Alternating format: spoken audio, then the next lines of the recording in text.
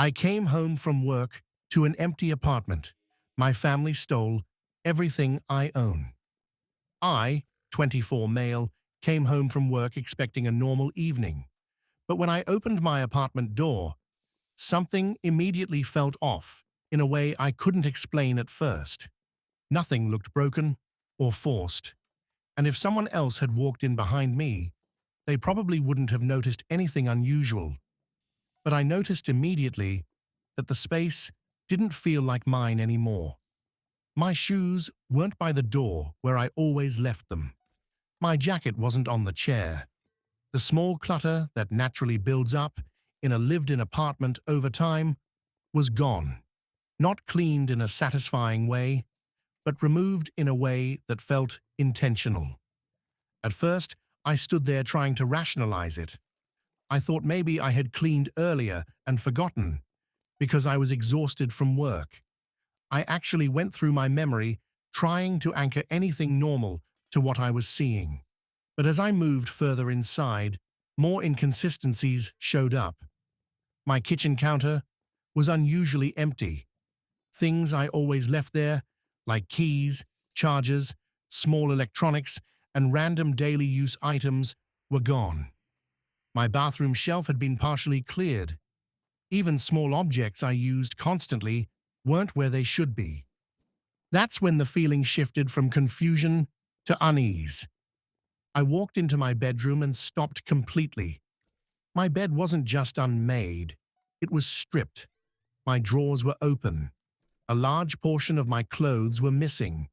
My laptop wasn't on the desk.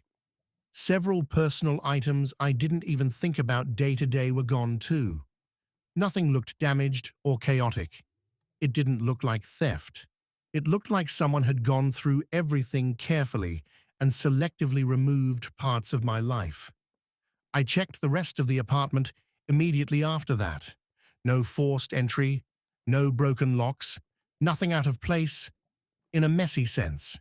Everything that remained was still organized, which somehow made it worse because it suggested whoever did this had access and time rather than urgency or panic.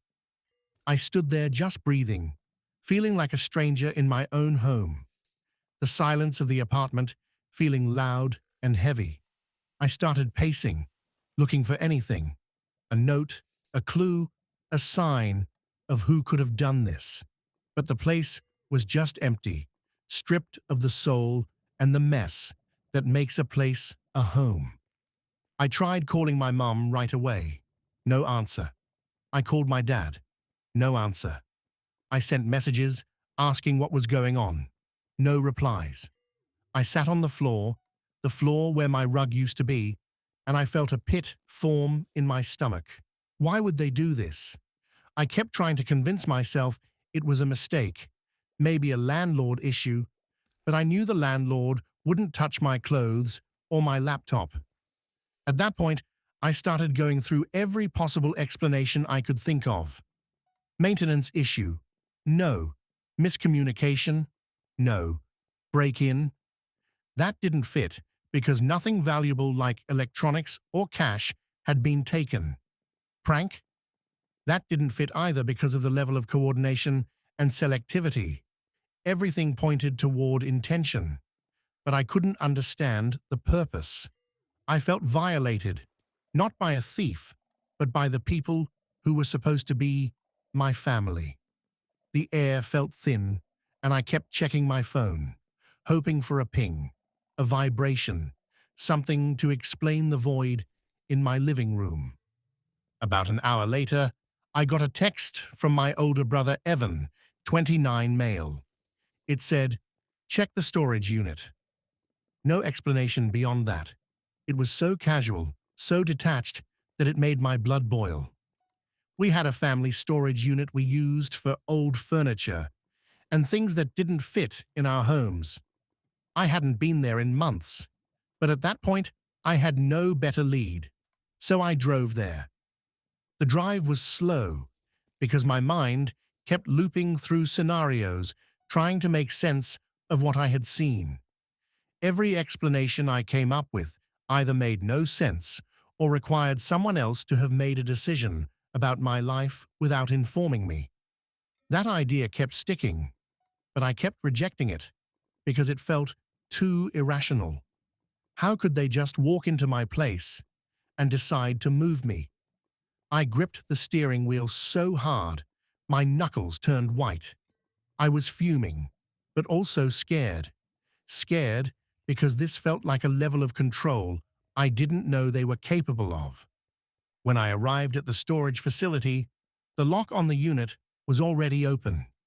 That detail immediately changed how I felt about the situation because it confirmed coordination. My hands were shaking as I pushed the door up.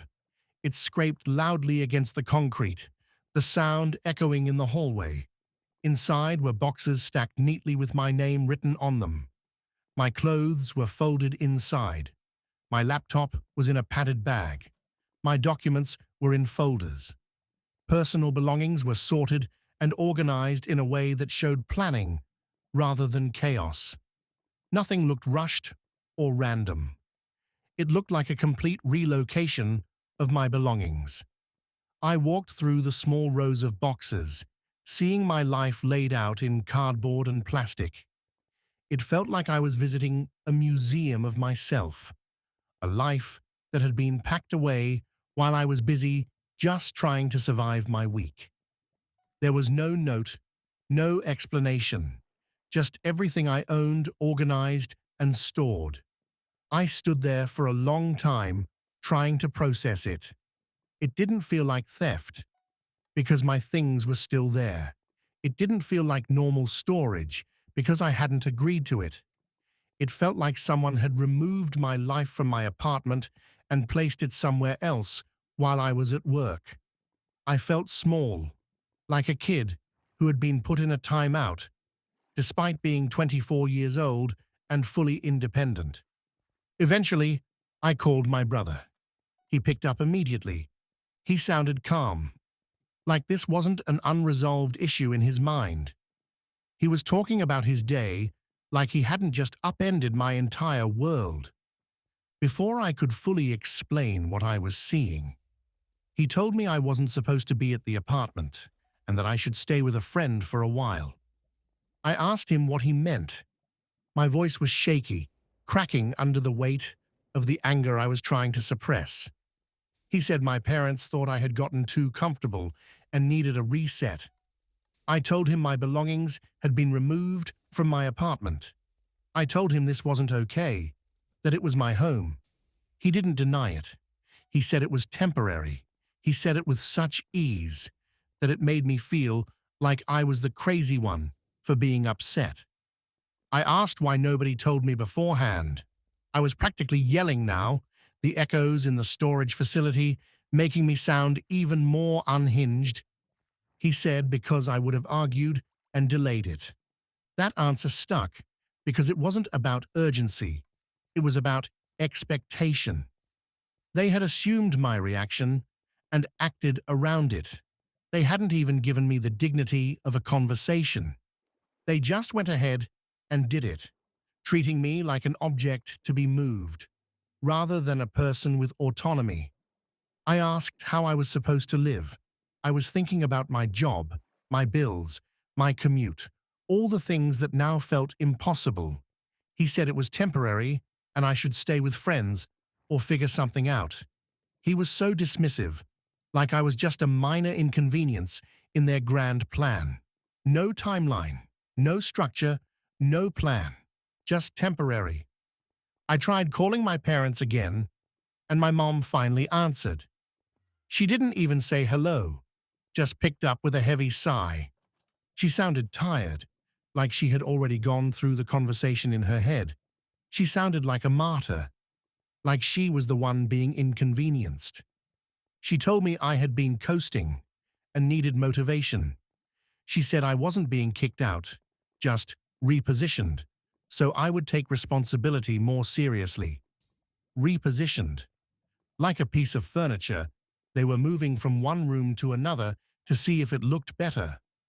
I asked her directly why none of this was discussed with me before it happened. I needed to know. I needed her to justify this madness. She said they knew I would resist, and that talking about it would have prevented it from working. They were so sure of themselves, so convinced that they were right, that they didn't even care about the damage they were doing to our relationship. That was the first moment I understood the logic behind it. They weren't responding to something I had done. They were overriding what they expected I would do. They had decided that my agency was an obstacle to their vision of what my life should look like. I asked where I was supposed to stay that night.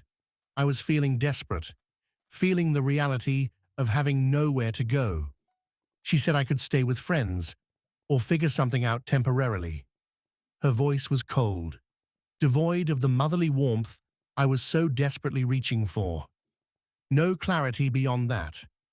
That was the moment I stopped treating it as a misunderstanding. It was a decision already executed, without me being part of it. The realization settled in my chest like a lead weight. My own parents, the people who were supposed to support me, had orchestrated this behind my back. I stayed with a friend that night because going back to the apartment didn't feel like an option anymore. I couldn't bring myself to step foot in that place again, knowing it wasn't mine anymore. It felt tainted, a shell of the home I had built for myself. My friend was kind enough not to ask too many questions, just gave me a couch and some space, but I didn't sleep a wink. Every time I closed my eyes, I saw my empty apartment, the sight of my stripped bed, the open drawers, the eerie orderliness of it all. The next day, I went back to the apartment anyway, partly to check if anything had changed or if I had misread something. Maybe it was just a nightmare, a cruel prank, but when I turned the key and walked in, the silence greeted me like a ghost. Nothing had. The space was still stripped of my belongings in the same selective way. The apartment itself was still functional, still livable, just no longer mine in practice. It was a museum of my absence, a stark reminder of what had been taken. Later that day, I got another batch of messages from my brother telling me logistics about where some of my things were and when I could pick up the rest. The wording was always the same. Not your things, but the rest. Like everything had already been reclassified. Like I had already lost ownership of my own property. I read the texts over and over, trying to find a hidden meaning, an apology, anything. But there was nothing. Just instructions on how to handle the wreckage of my life. Over the next few days, I ended up moving between a friend's place and temporary stays, while trying to get a stable explanation. Every attempt to talk to my parents in person ended the same way. They would say it was for my own good, that I needed direction, that I was not being punished, but helped. Any attempt I made to talk about communication or consent was redirected into discussions about my attitude or resistance. They refused to listen, refused to see how much this hurt, how much it betrayed the trust I had placed in them. My brother followed the same pattern. Every conversation with him ended with the same framing. I was overreacting. I would understand later, and this was necessary for growth. He acted like he was the big brother protecting me, but all he was doing was enabling the madness. It made me realize that this wasn't just a parental decision. This was a family operation. What made it harder wasn't just what happened, but how consistent everyone else was in treating it as normal. There was no acknowledgement that removing someone's living situation without warning is a major disruption. It was treated like an intervention that had already proven itself correct. They walked around with their heads held high, believing they had done the right thing, never once considering the impact on me.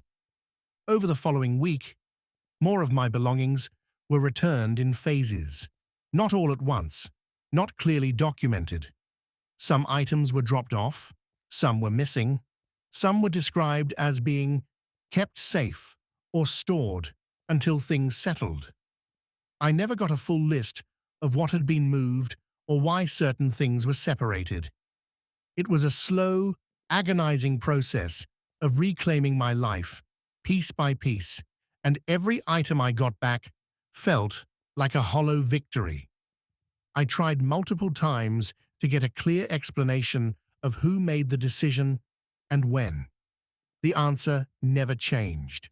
It was always vague responsibility shared across my parents and brother, with no single person willing to fully explain the process. They passed the buck, refused to own their actions, and left me feeling even more isolated and alone. Eventually, I stopped arguing about logistics because it became clear the issue wasn't about details. It was about control and justification. They didn't see it as something done to me. They saw it as something done for me. And the part that stayed with me wasn't the missing items or the storage unit or even being forced out temporarily. It was realizing that in their version of events, my agreement had never been required in the first place. I wasn't a partner in my own life. I was just a subordinate to their will. And that realization was the hardest part to swallow, the most painful pill to take, because it meant that as long as I was in their orbit, I would never truly be free to live my own life. It was a chilling realization, one that made me question everything I thought I knew about my family, about my independence, and about what it really means to grow up. It was a wake-up call, but one I never asked for, and certainly not one I was ready for.